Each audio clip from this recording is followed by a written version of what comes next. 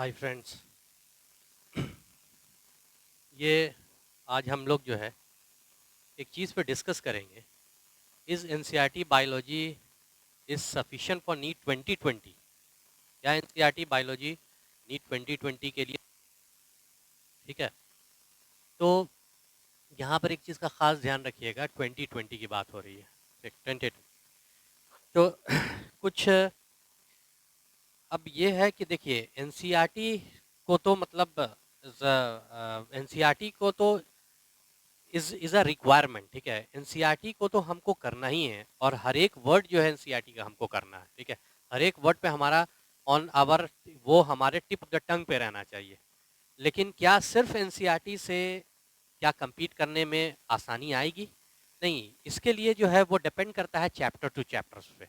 तो सबसे पहली बात हम लोग करते हैं, एक चीज़ आप देख रहे होंगे कि जब आप एनसीईआरटी जब पढ़ते हैं, ठीक है, तो आप गौर करते हैं अगर आप दो केस है जब आप एनसीईआरटी, और हाँ एक चीज़ हमेशा याद रखना, ठीक है, ये है, इस पे हम लोग बाद में भी ठीक है, डिफ़िकल्ट टाइम है और ये लॉकडाउन जो है डिफ़िकल्ट टाइम है। और बस एक बात हमेशा जान लीजिए, ठीक है, कि an arrow can only be shot by pulling it backward, ठीक है। एक एरो को आप सिर्फ तभी आप शॉट कर सकते हैं जब उसको आप क्या करते हैं, पीछे खींचते हैं, ठीक है। और एक चीज़ ये कि जब उसको पीछे खींचते हैं, इसका मतलब ये हुआ कि ठीक है, if life and time is dragging you back, अगर लाइफ है जैसे अभी टाइम आप देख रहे हैं, जिंदगी और टाइम आपको पीछे खींच रहा है, ड्रैगिंग यू बैक, ठीक है, विद डिफिकल्टी, ऑब्वियस है, it's all the it's this time only create difficulty all of us, ठीक है, with difficulty it's only mates going to launch you into something great, ठीक है। इसका मतलब सिर्फ ये है कि जब आप क्या एरो को पीछे की, या जब टाइगर जब या शेर जब शिकार करने वाला होता है तो वो 2 कदम पीछे आता है। इसका मतलब ये नहीं होता है कि वो भागने वाला होता है, वो मोमेंटम क्रिएट करता है ताकि शिकार को, ठीक है, वो अच्छे से अपने प्रे को अच्छे से पकड़ सके। सेम वही बात है, ठीक है, ये डिफिकल्ट टाइम है, मानते हैं, लेकिन ठीक है, it's a check for natural selection, ये नेचुरल सिलेक्शन का टेस्ट हो, ये चेक है, ठीक है। जो अचीवर होंगे, ठीक है, जो अचीवर होंगे, ये डिफिकल्ट टाइम को अपने मोमेंटम में क्रिएट करेंगे, और जैसे एरो मोमेंटम क्रिएट करता है पीछे जा करके और वो शॉट होता है, ठीक है, वैसे ही जो अचीवर होंगे, जो लीडर होंगे, ये इस डिफिकल्ट, उनके लिए डिफिकल्ट टाइम नहीं है, उनके लिए ये एक इनर्शिया गेन करना, ठीक है, ये एक मोमेंटम गेन करना होगा, जिससे कि वो काफी, ठीक है, कहीं पर वो किसी ग्रेटनेस में वो क्या हो सके, कुछ भी ग्रेटनेस का कोई सा भी फॉर्म हो सकता है, रिजल्ट हो सकता है, नीट का रिजल्ट हो सकता है, कुछ भी हो सकता है, ठीक है। तो वही आप समझिएगा, नीट का रिजल्ट हो मतलब वही समझिएगा कि समथिंग ग्रेट, ये इस टाइम को जो है वो आप उसको, ठीक है, आप उसको मोमेंटम में कन्वर्ट करिए ताकि कुछ ग्रेट कर सकिए, ठीक है। इसको आप, ठीक है, ऐसा नहीं समझना कि ये जो है खराब टाइम है, ठीक है, इसको आप मोमेंटम के तौर पे भी उसको यूज कर सकते हैं, बस यूज करने वाला चाहिए, ठीक है। यार इसके ऊपर जो हम लोग एक अलग वीडियो में डिस्कस करेंगे। अभी हम लोग क्या देख रहे हैं, ठीक है, is NCERT biology sufficient for NEET, ठीक है। देखो ये डिपेंड करता है कि नीट का सीईआरटी हमको एट एनी कॉस्ट हमको हर एक वर्ड जो है उसका करना ही है, लेकिन सिर्फ एनसीईआरटी से काम नहीं चलेगा, क्योंकि इसका देखो 2-3 रीजन है। आप गौर करते होंगे कि अगर आपको फिजिक्स और केमिस्ट्री में भी अच्छा, अगर मान लीजिए आप कोई भी टेस्ट दे रहे हैं या पिछले साल आपने जो है वो नीट दिया होगा, और आप ये चीज़ गौर कर रहे होंगे कि आपको फिजिक्स और केमिस्ट्री में भी अच्छे नंबर आ रहे होंगे, तो फिर बायोलॉजी में, ठीक है, और सिर्फ आप बायोलॉजी जो है सिर्फ एनसीईआरटी पढ़ रहे हैं, ठीक है, एनसीईआरटी पढ़ रहे हैं, तो आपको आपका जो मार्किंग बायोलॉजी में जो स्कोर आ रहा होगा वो करीब 270 280 इसी जो है वो आ रहा होगा, कुछ उससे प्लस माइनस, ठीक है। और ये क्या हो सकता है, प्लस माइनस इसी के अराउंड में आ रहा होगा, 300 से 330, ये जो है आप, और अगर सिर्फ एनसीईआरटी पढ़ रहे हैं, और जो लोग ये कंडीशन फर्स्ट है, ये क्या है, ये कंडीशन जो है, ठीक है, ये कंडीशन जो है वो फर्स्ट है। बात ये है कि इसमें फिजिक्स और केमिस्ट्री भी आपका क्या हो रहा है, ठीक है, ये अच्छा स्कोर, ठीक है, you are scoring scores good, ठीक है, फिजिक्स केमिस्ट्री भी आपका स्कोर जो है वो अच्छा हो रहा होगा।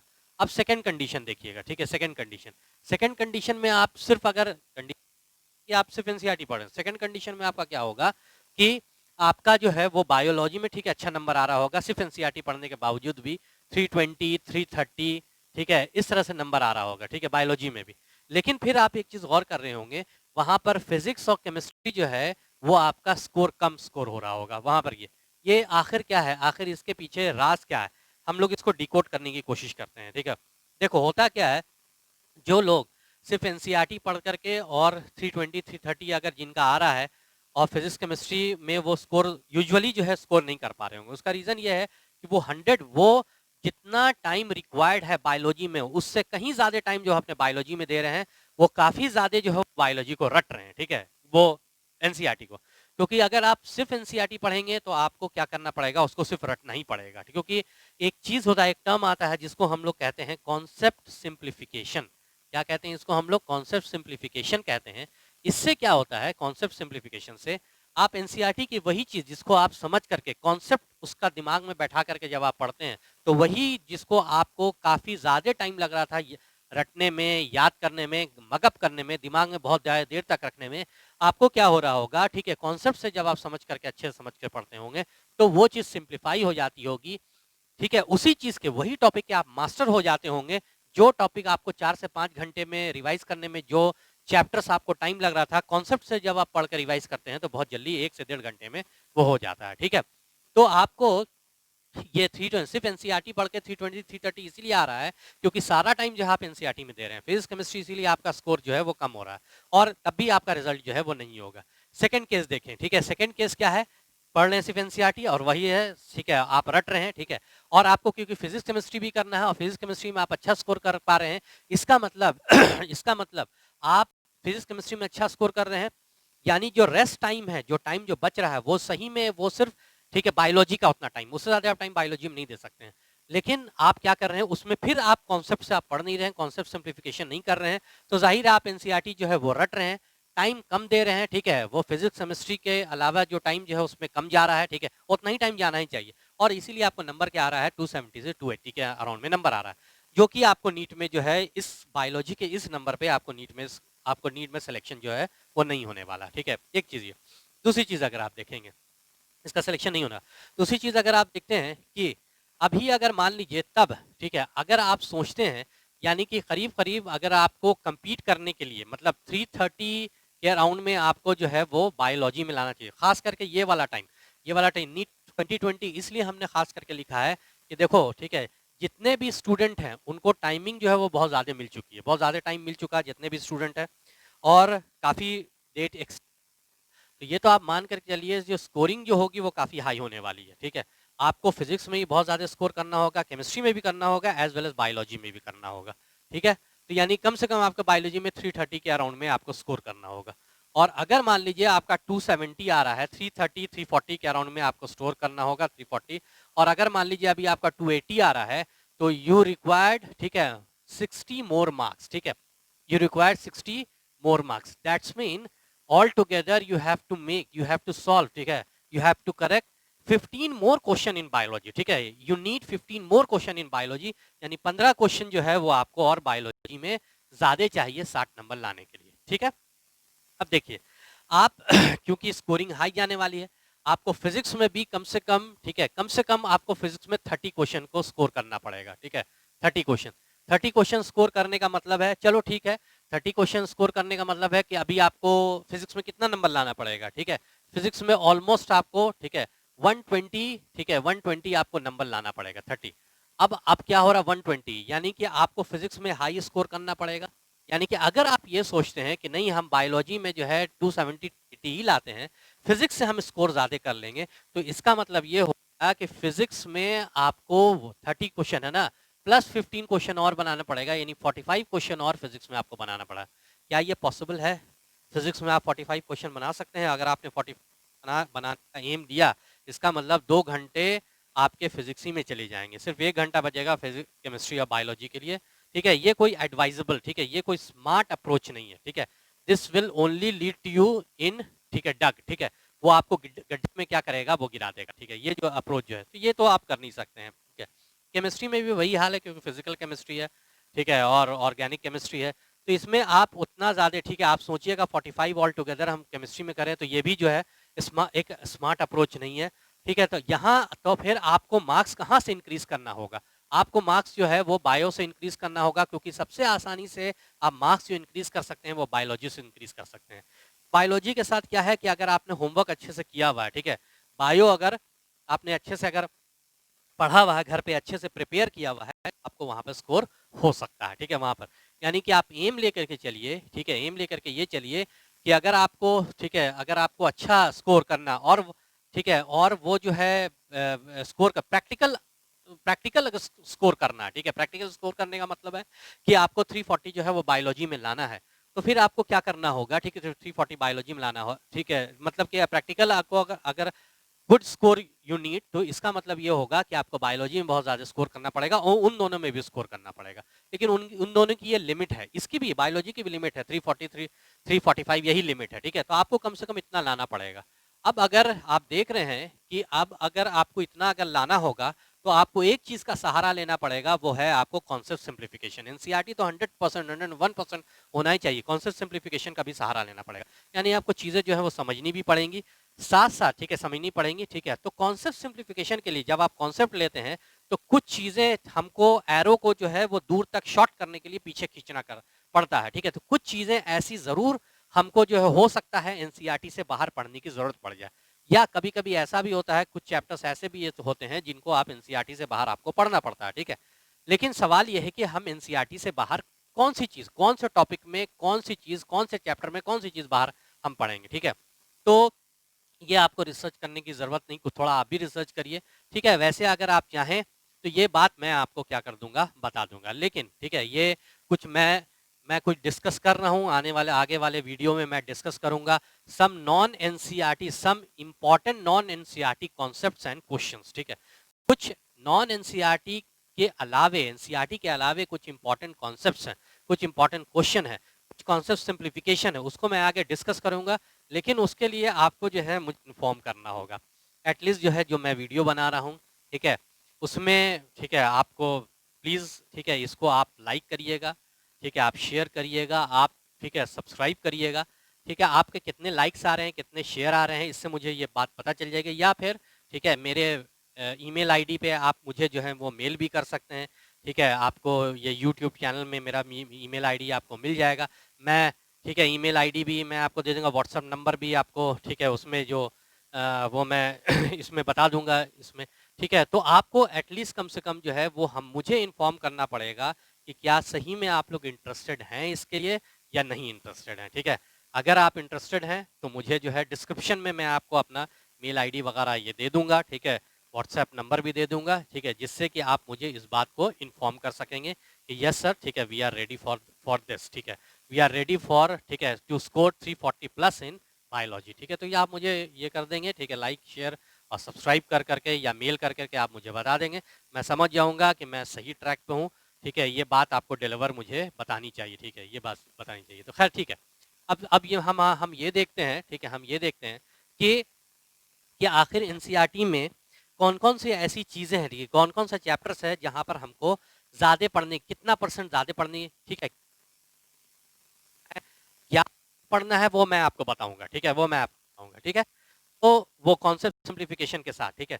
तो जैसे अगर आप देखेंगे कुछ एनसीईआरटी में, आप क्लास 11th में अगर आप देखते ही हैं, ठीक है, क्लास 11th में, ठीक है, कि क्लास 11th में और क्लास 12 में दोनों मिला करके 10 यूनिट्स है, क्लास 11th में जो है 5 यूनिट्स है, क्लास 12 में 5 यूनिट्स है।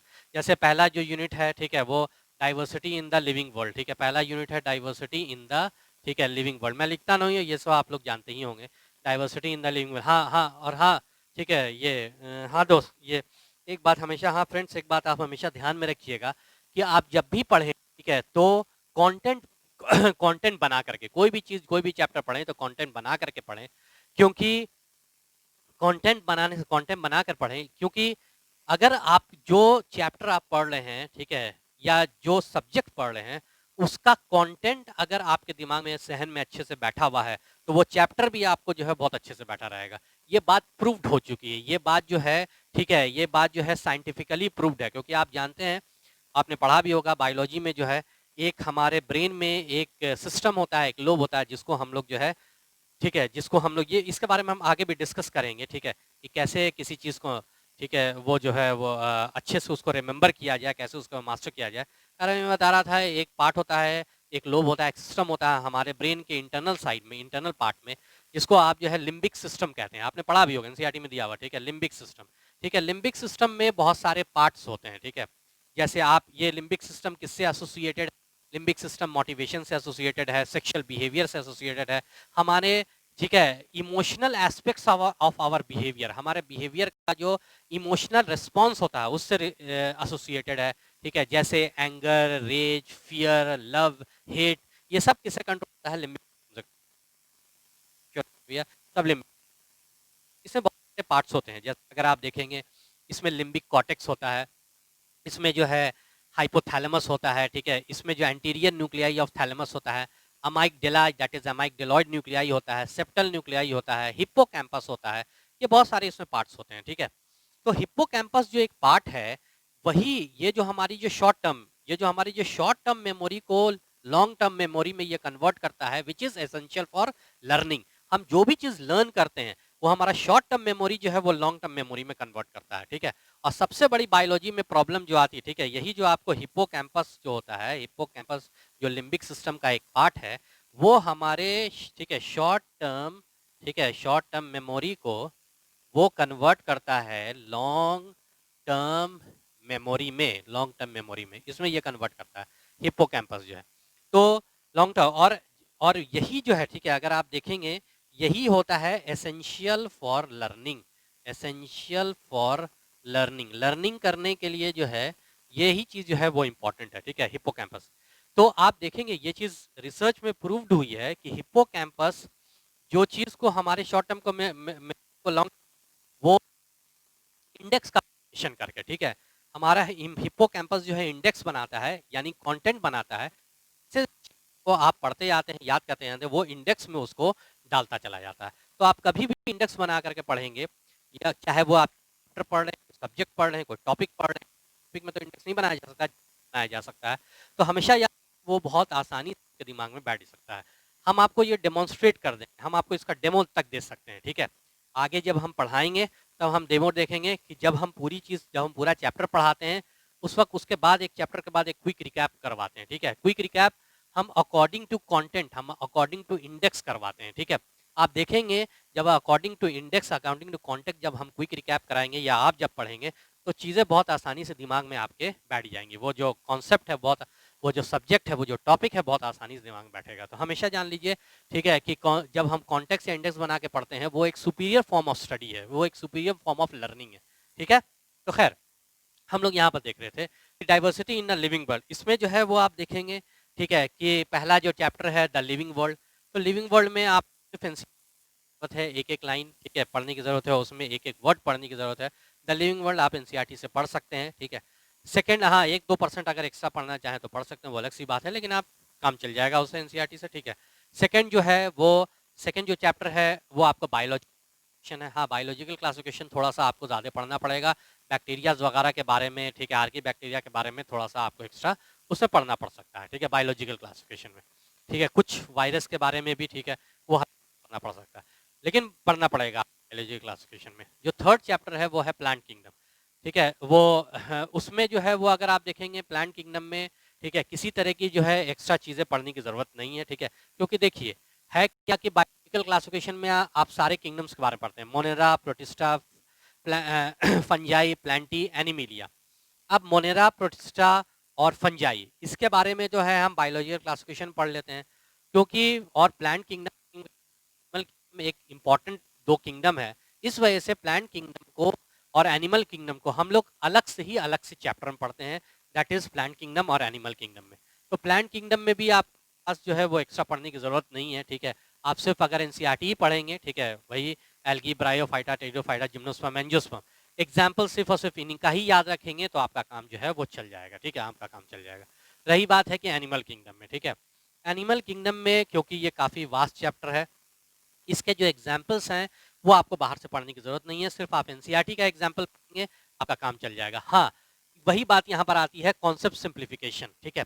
अगर आप इसको कंपैरेटिव स्टडीज करके पढ़ते हैं कि हाँ भाई, जैसे मैं जैसे पढ़ाता हूँ कि भाई मैं एक ही बार जो है वो जितने भी फाइलम्स हैं सबका एक ही बार हैबिटेट बताता हूँ, ठीक है, उनका हैबिटेट क्या होगा, ठीक है, कुछ क्राइटेरियाज है उनके बेसिस पे मैं पढ़ाता हूँ, ठीक है। जैसे हैबिटेट एक ही बार आप पढ़ लीजिए, ठीक है, सारे फाइलम्स का। उसके बाद हैबिटेट के बाद फिर क्या आ जाएगा, बॉडी, उनकी बॉडी कैसी, बॉडी के बारे में पढ़ लीजिए, बॉडी वॉल के बारे में पढ़ लीजिए, और सारे सिस्टम्स के बारे में पढ़ लीजिए। प्लांट किंगडम भी आप ऐसे ही पढ़ें। प्लांट किंगडम में पहले सारे, ठीक है, जितने भी आपको इसमें डिविजन्स हैं, ठीक है, दैट इज थैलोफाइडा से लेकर, यानी एल्गी से लेकर के, ठीक है, कहाँ तक, एंजियोस्पर्म तक, ठीक है, सारे का एक ही साथ हैबिटेट पढ़ लीजिए, सारे की बॉडी एक साथ पढ़ लीजिए, सारे का बॉडी वॉल के ये बॉडी वॉल तो नहीं है उसमें, सारे का बॉडी के बारे में पढ़ लीजिए, ठीक है, न्यूट्रिशन के सारे का पढ़ लीजिए, उसका रिप्रोडक्टिव सिस्टम के बारे में पढ़ लीजिए, और लाइफ साइकिल, रिप्रोडक्टिव सिस्टम में लाइफ साइकिल आ जाएगी। ये एनसीईआरटी को आप इस तरह से पढ़ें, ठीक है, इस तरह से कंपेयर करके पढ़ें, ठीक है, तो आपको बहुत जो है वो क्या होगी, आसानी होगी। एनिमल किंगडम में अगर आप देखेंगे, ठीक है, क्योंकि आप देखिए, आपने प्लांट किंगडम में इसका सिस्टम आपने नहीं पढ़ा, क्योंकि प्लांट किंगडम में बहुत ज़्यादा कोई डाइजेस्टिव सिस्टम वगैरह, बहुत ज़्यादा लोकोमोशन एंड मूवमेंट है, वो सब सिस्टम तो होता नहीं है। और प्लांट किंगडम में बहुत ज़्यादा डाइवर्सिटी भी नहीं होती है, ठीक है, बहुत ज़्यादा प्लांट डाइवर्स तो होता नहीं है, ठीक है, 5 ही तरह का इसमें ये है, तो डिवीजन है, तो आपको क्राइटेरिया ज़्यादा नहीं है। यहाँ पर एनिमल किंगडम में क्राइटेरिया आपको बढ़ जाएंगे, हैबिटेट तो होगा, बॉडी तो होगी, एक बॉडी वॉल एक्स्ट्रा हो जाएगा, और जितने सिस्टम्स हैं, डाइजेस्टिव सिस्टम, रेस्पिरेटरी सिस्टम, ठीक है, ये जो है आपको फिर लोकोमोटरी सिस्टम, ठीक है, उसके बाद जो सर्कुलेटरी सिस्टम, रिप्रोडक्टिव सिस्टम, ये सारे सिस्टम को आपको हर एक एनिमल के फाइलम का ये सारा सिस्टम आपको अलग अलग क्या करना होगा, पढ़ना पड़ेगा, ठीक है, सारा सिस्टम जो है ये 1 बाय 1 जो है वो है। लेकिन हाँ, एग्जाम्पल्स जो आपको, ठीक है, अलग से पढ़ने की, एग्जाम्पल्स जो है वो आपको अलग से पढ़ने की इसमें कोई ज़रूरत, ठीक है, कोई एनसीईआरटी से बाहर पढ़ने की ज़रूरत नहीं है। लेकिन ये बात भी सही है, एग्जाम्पल्स आपके टीम पे एकदम होना चाहिए, एक एक एग्जाम्पल, ठीक है, एंड प्लांट किंगडम का भी और एनिमल किंगडम का भी। तो यानी ये जो एनिमल किंगडम एक्स्ट्रा पढ़ना पड़ेगा। उसके बाद फिर उसके बाद सेकंड जो टॉपिक है, उसमें आपने देखा होगा वही structural organisation in plants and animal. Plants and animal का कैसे स्ट्रक्चर ऑर्गेनाइज्ड होता है। तो जाहिर है स्ट्रक्चर जो रहता है वो बॉडी के बाहर भी रहता है और बॉडी के अंदर भी रहता है। बॉडी के बॉडी के बाहर भी स्ट्रक्चर ऑर्गेनाइज रहता है और बॉडी के अंदर भी स्ट्रक्चर जो है ऑर्गेनाइज होता है। अगर आप बॉडी के बाहर के का स्ट्रक्चरल ऑर्गेनाइजेशन पढ़ते हैं तो उसको आप मॉर्फोलॉजी कहते हैं, और बॉडी के अंदर का स्ट्रक्चरल ऑर्गेनाइजेशन पढ़ते हैं तो उसको आप एनाटॉमी कहते हैं।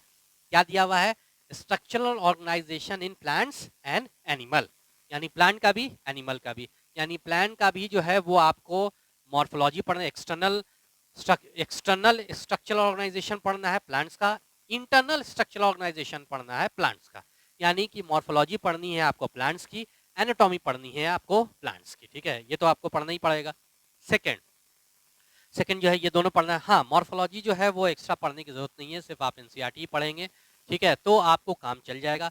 जहाँ तक कि आपके इसकी बात है, मतलब जो फैमिलीज़ की बात है, तो फैमिलीज़ का कंपैरेटिव स्टडी पढ़ लीजिएगा, ठीक है, एक साथ कंपेयर करके फैमिलीज़ को जो है आगे अगर मौका मिलेगा मैं वीडियोस वगैरह जो अपलोड करूँगा उसमें आप देख लीजिएगा, ठीक है, कि फैमिलीज़ का जो है वो कंपैरेटिव स्टडी करके पढ़ने में कितनी आसानी हो जाती है। जो आपको इतनी डिफ़िकल्टी हो रही थी कि फैमिलीज़ को याद करने में, वो बहुत आसानी से हो जाएगी, ठीक है। उसके बाद फिर अगर आप देखते हैं कि मॉर्फोलॉजी के बाद फिर आप एनाटॉमी में, ठीक है, एनाटॉमी में सिर्फ एनसीईआरटी पढ़िएगा सफिशिएंट है। थोड़ा बहुत would, different types of would जो है वो थोड़ा सा देख लीजिएगा, ड्यूरामिन, एल्बर्नम, ये सब जो है ज़रा सा देख लीजिए। बाकी आपको खास जो है एनाटॉमी इसमें समझने वाली चीज़ है, ठीक है, अच्छे से समझिएगा। सेकेंडरी ग्रोथ वगैरह ये सब जो है तो आपको एनसीईआरटी से चल जाएगा। फिर उसके बाद आता है आपने प्लांट्स की मॉर्फोलॉजी यानी एनाटॉमी पढ़ ली, अब एनिमल की एनाटॉमी और मॉर्फोलॉजी पढ़नी है। देखो एनाटॉमी, क्योंकि देखो हमने एनाटॉमी और मॉर्फोलॉजी एक जगह क्यों पढ़ ली, क्योंकि प्लांट्स में होती है। आपने बायोडाइवर्सिटी एंड कंजर्वेशन होगा कि जितने भी स्पीशीज है दुनिया में 1.7 से लेकर के 1.8 मिलियन जो स्पीशीज हैं, ठीक है, उसमें से 70% क्या है, वो एनिमल्स है, ठीक है। प्लांट्स कितना है, सिर्फ 22% में प्लांट्स और फंजाई दोनों आते हैं, ठीक है, तो प्लांट्स में डाइवर्सिटी आपको बहुत कम होती है। आप देखेंगे सारे प्लांट जो है वो करीब करीब एक ही तरह के होते हैं, ठीक है, ऑलमोस्ट, ठीक है, वही रूट सिस्टम है, वही स्टेम है, वही जो है लीफ लाइक स्ट्रक्चर है, करीब करीब ऐसी है। इस वजह से प्लांट्स की डाइवर्सिटी नहीं है। आपने करीब करीब एक प्लांट का अगर आपने पढ़ लिया तो बहुत सारे प्लांट्स उसी तरह के होते हैं, लेकिन एनिमल्स में नहीं है, ठीक है। एनिमल्स में आप ये सोचिएगा कि पॉरीफेरा का आपने मॉर्फोलॉजी एनाटॉमी पढ़ लिया, वैसी ह्यूमन की होगी, तो ये नहीं होने वाला, यही नहीं होने वाला। आपको अलग अलग सारे एनिमल की एनाटॉमी पढ़नी पड़ेगी। लेकिन हाँ, अगर आप चाहें तो तो जो कॉमनैलिटी है वो एक साथ पढ़ सकते हैं। अब ज़ाहिर है कॉमनैलिटी क्या हो सकती है, ठीक है? एनिमल्स में अगर आप देखेंगे कॉमनैलिटी वो जो है वो क्या हो सकती है?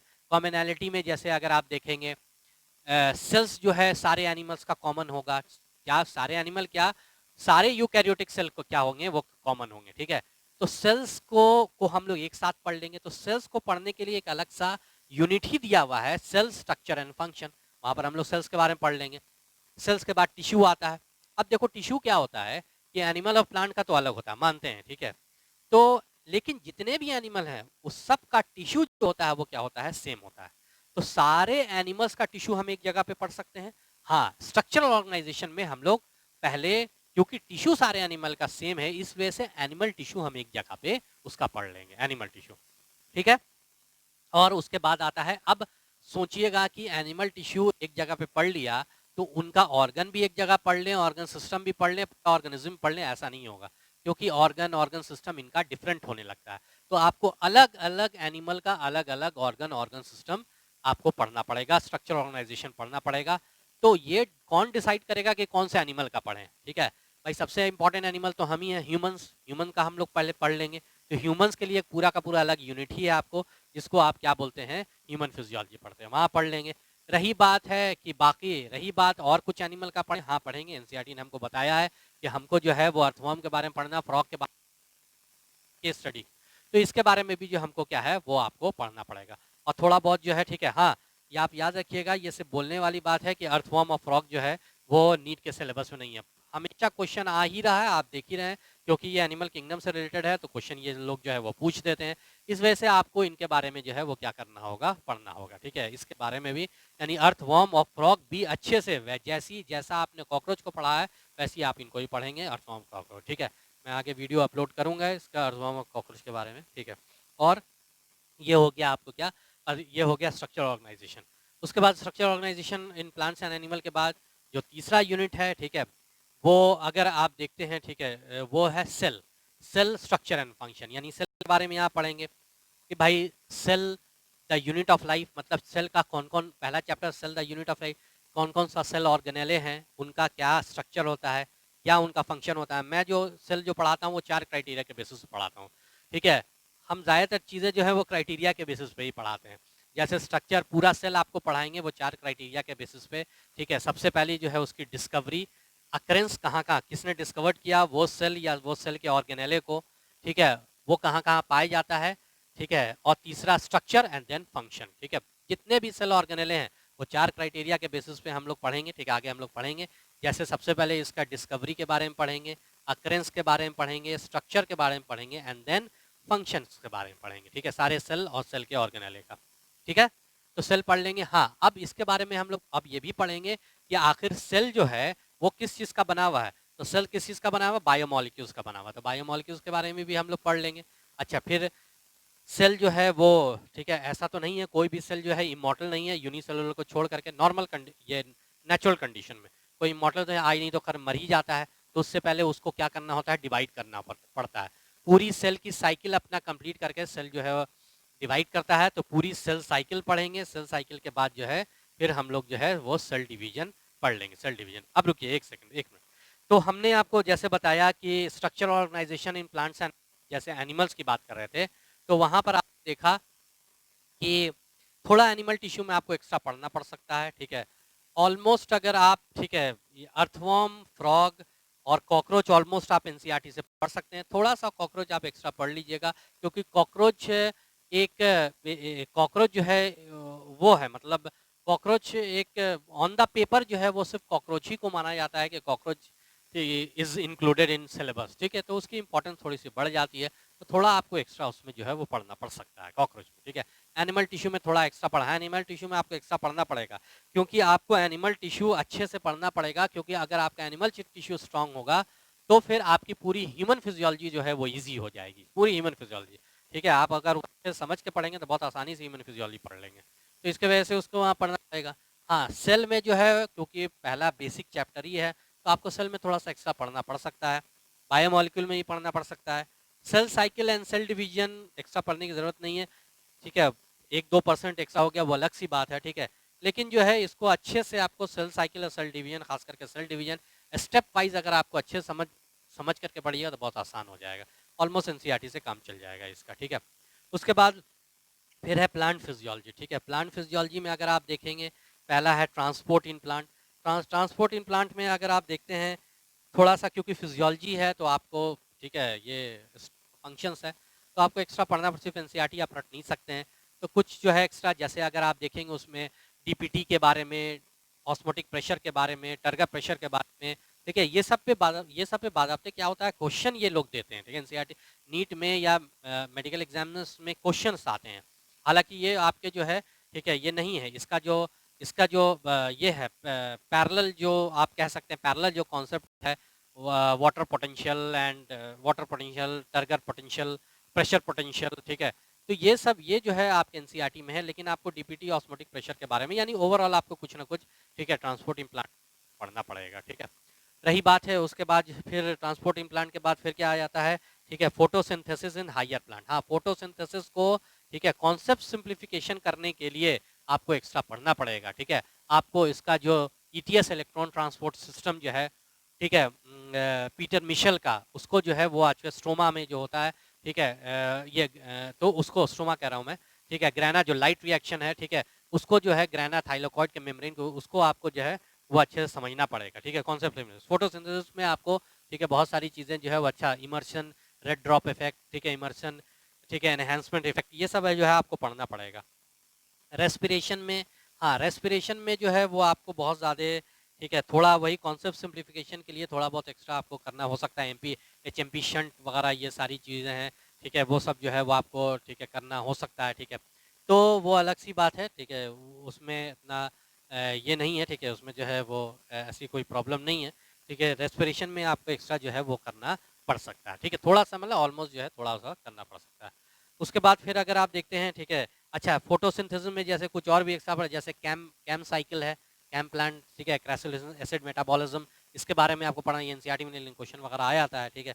और सबसे लास्ट में वो क्या है, ठीक है, सबसे लास्ट में प्लांट ग्रोथ एंड डेवलपमेंट, ठीक है, प्लांट ग्रोथ एंड डेवलपमेंट। तो प्लांट ग्रोथ एंड डेवलपमेंट में आप गौर करेंगे, जो इसका दो पार्ट है, एक तो हार्मोन्स वाला पार्ट है और एक एनाटॉमी वाला पार्ट है, ठीक है। तो एनाटॉमी वाला पार्ट ऑलमोस्ट आप जो है वो ऑलरेडी आप जो है वहाँ पे पढ़ चुके हैं, मतलब कि आप जो है एनाटॉमी में पढ़ चुके हैं, बस थोड़ा सा वही डेवलपमेंट के बारे में, डिफरेंशिएशन के बारे में थोड़ा बहुत उसमें पढ़ना पड़ता है। मेन पार्ट जो है उसका क्या है, हार्मोन्स वाला पार्ट, जो डिफिकल्ट है याद करने में, उसको भी अगर आप क्राइटेरिया के बेसिस पे कंपेयर करके अगर पढ़ेंगे, ठीक है, तो आपको बहुत आसानी से वो दिमाग में बैठ जाएगा। वर्नलाइजेशन का कॉन्सेप्ट थोड़ा सा एक्स्ट्रा लेना पड़ेगा आपको, क्वेश्चन आ सकते हैं उससे, ठीक है। तो हार्मोन्स को आपको क्या करना पड़ेगा, वो एक जगह कंपेयर करके पढ़ेंगे तो आपको बहुत ज़्यादा टाइम नहीं लगेगा, उसके आप मास्टर बन जाएंगे, ठीक है। लेकिन वही कंपेरेटिव स्टडीज करना पड़ेगा उसमें, हार्मोन बहुत आसानी से दिमाग में बैठ जाता है वो, ठीक है। तो ये प्लांट ग्रोथ एंड डेवलपमेंट। रही बात ह्यूमन फिजियोलॉजी, पढ़ना ही पड़ेगा, ठीक है, इससे एनसीईआरटी से काम नहीं चलेगा। Digestion and absorption, concept simplification में भी ये हेल्प करेगा, बड़ा आसानी से ये हो जाएगा, डाइजेशन एब्जॉर्प्शन, ठीक है। उसके बाद ब्रीदिंग, एक्सचेंज ऑफ गैसेस, ठीक है, सब में आपको कुछ ना कुछ जो है वो आपको समझने के लिए, अच्छे से मास्टर करने के लिए जो आपको इसमें एक्स्ट्रा पढ़ना पड़ेगा, ठीक है। और अगर आप देखेंगे जैसे वही ब्रीदिंग, कैसे वही बॉडी फ्लूइड एंड सर्कुलेशन, जो भी जो है जितने भी हैं, ठीक है, वो सब आपको एक्स्ट्रा पढ़ना पड़ सकता है। अब क्लास 12 की बात करते हैं हम लोग, ठीक है। क्लास 12 में अगर आप देखते हैं कि जो पहला जो चैप्टर है रिप्रोडक्शन, ठीक है, तो रिप्रोडक्शन इन ऑर्गेनिज्म, इसमें कुछ एक्स्ट्रा पढ़ने की जरूरत नहीं है, लेकिन हाँ, सारी चीज़ों को एक जगह कंपाइल करने की जरूर ये जो है वो ज़रूरत है, ठीक है। ये एक जगह कंपाइल करने की ज़रूरत है, जितने तरह के, जितने ऑर्गेनिज्म में, चाहे प्लांट्स और एनिमल में, कितने ऑर्गेनिज्म, कितने उनकी सेक्सुअलिटी क्या होती है, उनकी फर्टिलाइजेशन कैसा होता है, उनका उनका उनमें जो कैसा रिप्रोडक्शन होता है, सबको एक जगह पे कंपाइल करने की ज़रूरत है, कितने तरह का रिप्रोडक्शन होता है, ठीक है, वो, लेकिन एक्स्ट्रा पढ़ने की ज़रूरत नहीं है, ठीक है। हाँ, कंपाइलेशन है उसमें। उसके बाद रिप्रोडक्शन ऑर्गेनिज्म में जो आपका जो रिप्रोडक्शन का जो नेक्स्ट चैप्टर है, ठीक है, वो है sexual reproduction in flowering plant. Almost आप एनसीईआरटी से पढ़ सकते हैं, कुछ 5 से 10% आपको इसमें एक्स्ट्रा ही पढ़ना पड़ सकता है, ठीक है। सेक्सुअल रिप्रोडक्शन फ्लावरिंग में इंपॉर्टेंट चैप्टर है। उसके बाद है फिर ह्यूमन रिप्रोडक्शन, काफ़ी इंपॉर्टेंट चैप्टर है, बड़ा चैप्टर है, इसमें थोड़ा सा आपको एक्स्ट्रा, काफ़ी एक्स्ट्रा पढ़ना पड़ सकता है ह्यूमन रिप्रोडक्शन में। और ह्यूमन रिप्रोडक्शन के बाद जो है रिप्रोडक्टिव हेल्थ, कुछ भी एक्स्ट्रा पढ़ने की जरूरत नहीं है, एनसीईआरटी से काम चल जाएगा। थोड़ा बहुत वही सब है, एमनियोसेंटेसिस है, ठीक है, ये सब के बारे में थोड़ा सा आप देख लेंगे हल्का सा, ठीक है, 1-2%। और कोई ख़ास ऐसा जो है वो सीवियस है, कोरोनिक विलाई, ठीक है, वो सैम्पलिंग है, ये सब के बारे में थोड़ा सा आप देख लेंगे, बाकी बहुत ज़्यादा उसमें कुछ करने की ज़रूरत नहीं है, ठीक है। उसके बाद उसके बाद जो है उसके बाद फिर नेक्स्ट जो है वो आप देखते हैं जो नेक्स्ट चैप्टर है जेनेटिक्स एंड इवोल्यूशन। तो जेनेटिक्स में थोड़ा आपको पढ़ने की ज़रूरत पड़ेगी, principle of inheritance and variation में थोड़ा पढ़ने की ज़रूरत पड़ेगी, लेकिन एनसीईआरटी छोड़ के नहीं। मैं बहुत सारे बच्चों को देखता हूँ, ठीक है, कि वो प्रिंसिपल एंड इनहेरिटेंस को महीने-महीने पढ़ते रखते हैं, principle of inheritance and variation को, जिसको क्लासिकल जेनेटिक्स भी कहते हैं, ठीक है, या मेंडेलियन जेनेटिक्स भी कहते हैं। महीने-महीने उनको पढ़ रहे हैं, ठीक है, फालतू में। हालाँकि जब स्टेट पीएमटीज़ होता था, ठीक है, बीएचयू या एएमयू या एम्स के जो है एम्स के का एग्जाम जब इनके जब अलग होते थे, ठीक है, उसमें भी ऐसा नहीं था कि प्रिंसिपल ऑफ मेंडेलियन जेनेटिक्स से, ठीक है, बहुत out of the way, out of the context कोई जो है वो जो है क्वेश्चन आ रहे हैं, ठीक है। मतलब principle of inheritance and variation इतना ऐसा भी नहीं है कि आप उसको 2 महीना और 1.5 महीना पढ़ते रहें, ठीक है। नहीं, मैं देखता हूँ बहुत सारे बच्चे जो है मेरे पास आते हैं, ठीक है, कि सर ये तो कभी जो है वो वैसा क्वेश्चन कभी नहीं आया, ठीक है। तो इस बात का ध्यान रखिएगा। और अगर आपको पढ़ना है तो ध्यान रखिएगा, अगर आपकी बायोलॉजी, फिजिक्स और केमिस्ट्री अगर अगर फिजिक्स केमिस्ट्री आपकी अगर बैलेंस हो जा रही है, तभी जो है वो पढ़िएगा। और हाँ, एनसीईआरटी छोड़ के मत पढ़िएगा। मैं खुद देखता हूँ कुछ बच्चे आते हैं, इंपॉर्टेंट चीज उन्होंने छोड़ रखी है। वो मॉर्गन का जो एक्सपेरिमेंट है, ठीक है, 2-2 पेज में जो है वो क्रॉसिंग ओवर का जो एक्सपेरिमेंट है, जेनेटिक रिकॉम्बिनेशन का जो एक्सपेरिमेंट है, ड्रोसोफिला पे किया था, उसको उन्होंने नहीं पढ़ाया, उल्टी सीधी चीज पढ़ रहे हैं, ठीक है। तो इस बात का आप ध्यान रखिएगा, ठीक है, प्रिंसिपल। हाँ, मॉलिक्यूलर बेसिस ऑफ इनहेरिटेंस में समझने कॉन्सेप्ट समझने के लिए, कॉन्सेप्ट सिंप्लीफिकेशन के लिए थोड़ा सा आपको एक्स्ट्रा उसमें पढ़ना पड़ सकता है। ह्यूमन जीनोम प्रोजेक्ट जितना एनसीईआरटी में सफिशिएंट है। इवोल्यूशन में आपको एक्स्ट्रा पढ़ना पड़ेगा, क्योंकि इवोल्यूशन आप नहीं पढ़ेंगे तो फिर जो है क्वेश्चन बनाने में डिफिकल्टी होगी। इवोल्यूशन में थोड़ा एक्स्ट्रा पढ़ना पड़ सकता है। इवोल्यूशन के बाद फिर आप देखते हैं फिर जो नेक्स्ट चैप्टर है वो आपको वही है बायोलॉजी इन ह्यूमन वेलफेयर, ठीक है। बायोलॉजी कैसे ह्यूमन को वेलफेयर करती है, ठीक है। बायोलॉजी इन ह्यूमन वेलफेयर में हम लोग देखते हैं कि सबसे पहला जो है ह्यूमन हेल्थ एंड डिजीज, सबसे बड़ा फायदा तो बायोलॉजी का इसी में हुआ है, ह्यूमन हेल्थ एंड डिजीज में। तो उसमें आपको कुछ एक्स्ट्रा पढ़ने की जरूरत है, कुछ एक्स्ट्रा डिजीज के बारे में, ट्यूबरकुलोसिस, डिप्थेरिया, पर्टुसिस, रेबीज, ठीक है, इसके बारे में, सार्स के बारे में, कोरोना वायरस, इसके बारे में कुछ एक्स्ट्रा जो है वो आपको पढ़ना पड़ सकता है। मलेरिया के बारे में भी थोड़ा सा डिटेल से पढ़ना पड़ सकता है, ठीक है। तो वो जो है आपको एक्स्ट्रा पढ़ना पड़ेगा। हाँ, जो उसका नेक्स्ट चैप्टर है strategy for enhancement in production, ठीक है। तो इसमें जो है वो आपको कुछ एक्स्ट्रा पढ़ने की ज़रूरत नहीं है, ठीक है। वो एनिमल का जैसे कंट्रोल ब्रीडिंग एक्सपेरिमेंट है, सब एनसीईआरटी से आप अच्छे समझ करके आपको कर लीजिएगा।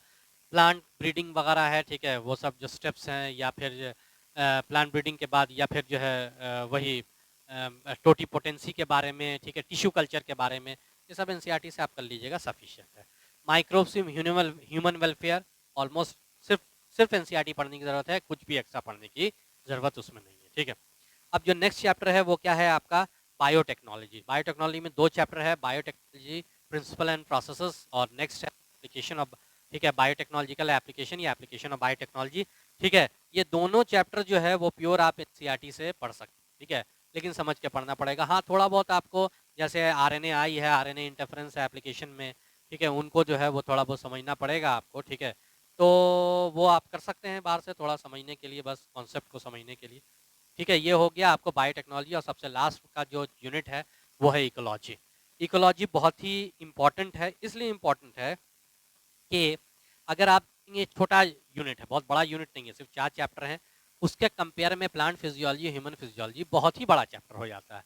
तो ये इतनी है, ह्यूमन काफ़ी इंपॉर्टेंट है। ह्यूमन फिजियोलॉजी के बाद जो नंबर ऑफ क्वेश्चंस जो आते हैं वो इकोलॉजी से आते हैं, जबकि काफ़ी छोटा चैप्टर है।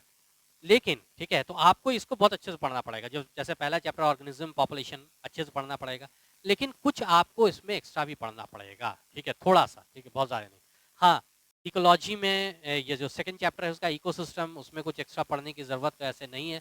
बायोडाइवर्सिटी में नहीं है, 1-2% वो अलग सी बात है, पिग्मी हॉक वगैरह, नेशनल पार्क थोड़ा सा याद कर लीजिएगा, देख लीजिएगा, अच्छे से याद ही कर लीजिएगा, ठीक है। उसके तो है थोड़ा बहुत कभी आ भी सकता है। और सबसे लास्ट चैप्टर है इन्वायरमेंटल इश्यूज़। देखो, इन्वायरमेंटल इश्यूज़ वह अच्छे से पढ़िएगा इसको। इन्वायरमेंटल इश्यूज़ अच्छे से पढ़ने का मतलब है, क्योंकि दुनिया जो है वो काफ़ी, हालांकि कोरोना के बाद काफ़ी जो है वो सुधार तो आया है पोल्यूशंस में, लेकिन बहुत ज़्यादा काम तो बहुत ज़्यादा दिन तक ये मुझे नहीं लगता है कि ये स्टेबल रह पाएगा, ठीक है, ये कंटिन्यू हो पाएगी, फिर से वही हो जाएगा, ठीक है। तो इसके वजह से इन्वायरमेंटल इश्यूज़ ये काफ़ी बर्निंग बर्निंग है, आपको उसमें काफ़ी अच्छे से डिटेल से पढ़ना होगा, एनसीईआरटी तो 100% आपको पढ़ना होगा। अब सवाल ये आता है कि कौन सा क्या-क्या चीज़ें पढ़ें? तो वो मैं आपको बताता चला जाऊँगा। कुछ आपको कॉन्सेप्ट भी करवा दूँ, कुछ आपको कॉन्सेप्ट भी बता दूँगा उसके ऊपर और कुछ क्वेश्चन बताऊँगा। क्वेश्चन के ज़रिए जो है वो हम लोग उसको समझते चले जाएँगे। तो फिर जो है क्लियर वो होता चला जाएगा और आसानी से आपको जो है वो 340 वगैरह के अराउंड में ये होता जाएगा। हाँ।